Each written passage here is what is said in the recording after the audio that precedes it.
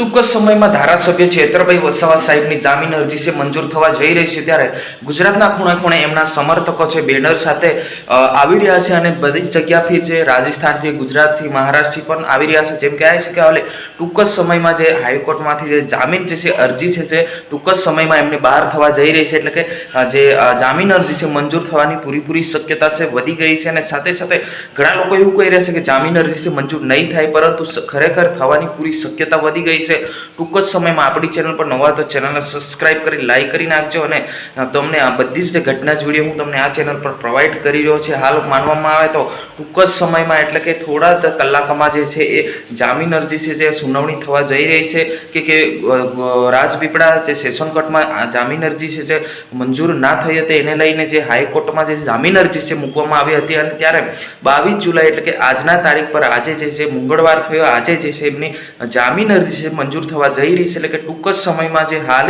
થોડાક જ કલાકમાં જે એમની જામીન જે છે જે પણ સુનાવણી થવાની હોય એમને જામીન મળશે કે નહીં મળશે એ પણ પૂરી ડિટેલ જે આવી જવાની છે તે આપણી ચેનલ પર આજે ચેનલ પર હું તમને બતાવવાનો છું. તો જરૂરથી ફોલો કરી નાખજો, લાઈક કરી નાખજો અને તમામ વોટ્સઅપ ગ્રુપમાં પણ શેર કરવાનું ભૂલતા નહીં. તો હાલમાં જે થોડાક જ કલાકમાં જે ચેતરભાઈ વસાવા સાહેબની જે જામીન અરજી છે તમને બતાવવા જઈ રહ્યો છે. અને સાથે સાથે એમ કહેવાય છે કે ભાઈ આ વખતે જે હાઈકોર્ટમાંથી જે જામીન અરજી છે ચેતરભાઈ વસાવા સાહેબને મળવાની પૂરી શક્યતા વધી ગઈ છે. શું થશે, મળશે કે નહીં મળશે એના પર પણ ઘણા બધા સવાલો ઉઠી રહ્યા છે.